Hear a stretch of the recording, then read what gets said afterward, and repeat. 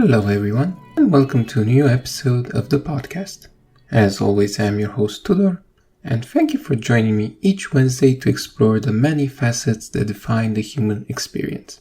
2 episodes ago, we discussed a philosophical dilemma called the ship of Theseus.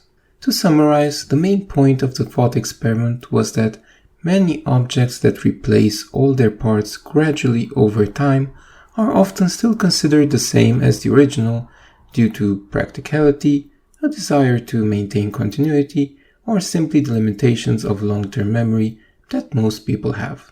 A point I raised then was that this dilemma can also apply to individuals, as people change every physical part of their body in 7 years.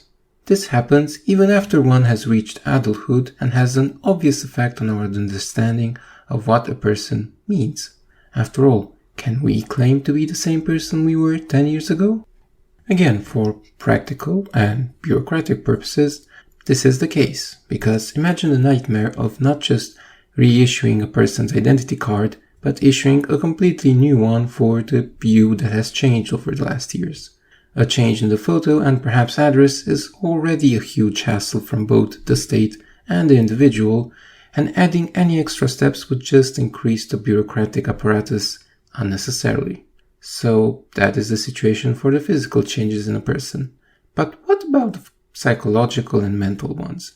Let me show a very relatable example with regards to this. Many people my age have had the luck of being amongst the first generations that could access the internet in their teenage years. With this came the thrill of discovering a completely new world, but also the perils of a lack of self-censorship. What do I mean by that? Well, before Facebook became the first global social media platform, there were a smattering of social media sites across the internet. I say sites since smartphones were either not invented yet or still an expensive novelty, not widely available to teenagers, so apps weren't yet a thing. In any case, these sites were amazing to the average teenager. An opportunity to express yourself freely in a space not controlled by your parents, but which you could show to your friends? It was a hard offer to refuse. But since there wasn't any clear etiquette put in place, and teenagers always think their current mood and thoughts are the deepest things anyone has ever conjured, there were a lot of profile pages with angsty rants, fall-deep quotes, and anarchical musings paired with the moodiest music imaginable. In those conditions, you can imagine the same people years later, when they stumble upon their old social profiles, shaking their head in disappointment at the actions and attitudes of their former selves, and go to settings to delete the profile from the website. That is all well and good. But what if you couldn't do that? Let's say you had a rough time in school. You were bullied constantly, and your home life wasn't much better either. One day, you lashed out on your aggressors in a nasty way, and your story gets published in the local news outlet and on their website. While this might impact you in the moment, for obvious reasons, you hope that it won't have long-term repercussions. After all, you've learned in the meantime to better control your emotions, not to respond to violence with violence, and the consequences of your actions. In other words, you've grown from your experiences and have changed as a person. But say that later down the road, you reach college and you try to apply for a part-time job to help finance your education. There is nothing stopping your would-be employer from searching your name on the internet and finding in the archive of that local news outlet the story of how you beat up your bullies. They might be afraid upon reading this that you would become violent with customers if they acted mean or in a demeaning manner towards you, which a lot of customers do, depending on the job. As such, they would reject your application, of course, never stating the true reason for doing this, but leaving you out of a job regardless. In essence, you have been punished for the actions of your past self, despite the fact you have changed significantly since then. In this case, you can't simply delete the news article, since it belongs to the news company, so you are stuck with a metaphorical cannonball to your leg, hindering you in any future prospects.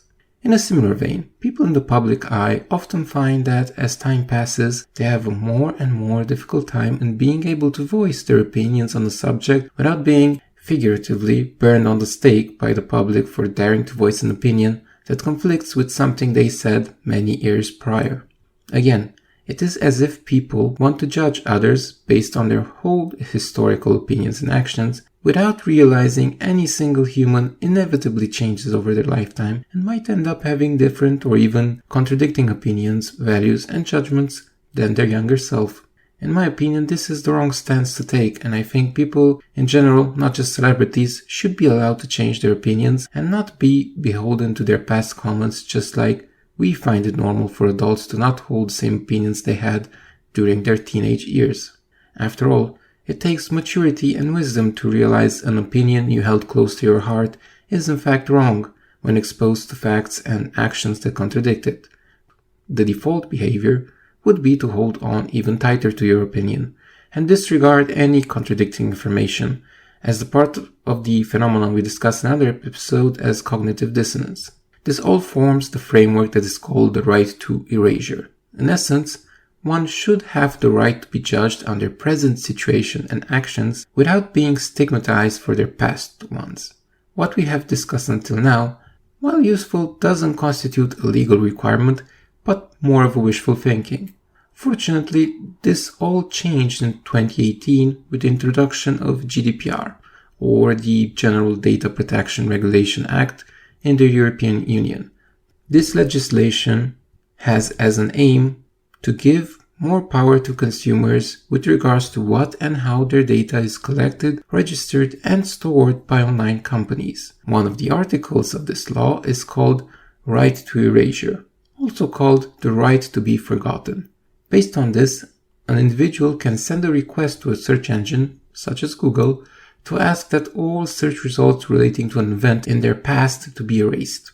After the request is received, it is up to the search engine provider to weigh on if the right to privacy of the individual trumps the public's right to know.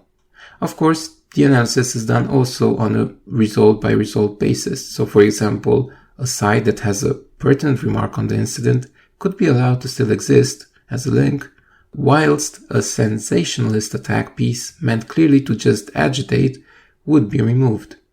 This article, whilst providing the exact solution the college student burdened with the mistake of his school years was looking for, does however create plenty of problems as well. After all, why should the search engine hold a decision on which search results are relevant and which can be erased? And at what point does erasure turn from preserving one's right to privacy to censorship and curation of the truth? The debate continues, but one thing is clear: we must learn to respect our fellows for their current selves and not hold them back based on their past ones.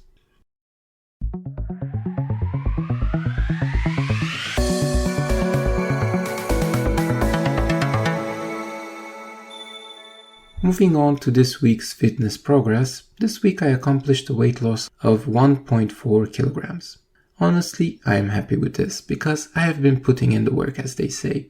I have eaten reasonably and I've kept running for about 3 times a week on average, with each run being about 4 kilometers long. I've tried to vary the run location, but it turns out it's hard to find locations that go downhill for that long that are still reasonably close to home, so the same sloped main street will have to do for now. On another important note, as I'm fast approaching a BMI of 30, which would signify me rejoining the overweight category and leaving the obese category, hopefully for good, I have decided to start tracking some other health indicators as well. These are body fat percentage, muscle mass percentage, and total body water. I already had a scale capable of measuring these indicators for a long time, but honestly just felt extremely discouraged when I saw the fat percentage, as it was just so high. But now that the weight loss is in full swing, I feel I should start tracking these stats as well to understand better what is lost each week. After all, if I notice after 1 week I lost, say, 2 kilograms, but the fat percentage stayed mostly the same, it means I lost either lean mass, i.e. muscles, or water. And I don't think I need to explain why just losing water is not productive in the long run.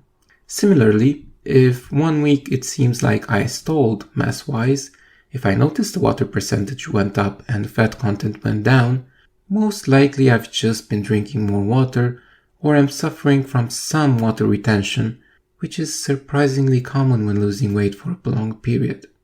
All in all, I do believe tracking these percentages will add a new dimension to my weight loss journey.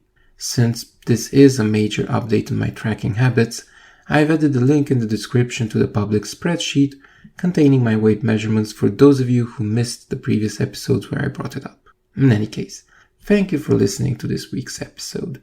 As always, if you want to leave any feedback, you can find the email address in the episode description. There, you will also find the links to the podcast Twitter and Facebook, which you can follow to find out when the newest episode is released, as well as the podcast subreddit, where you can discuss with others your opinions on the subject. Hope you all have a lovely week, and I'll see you next time. Cheers.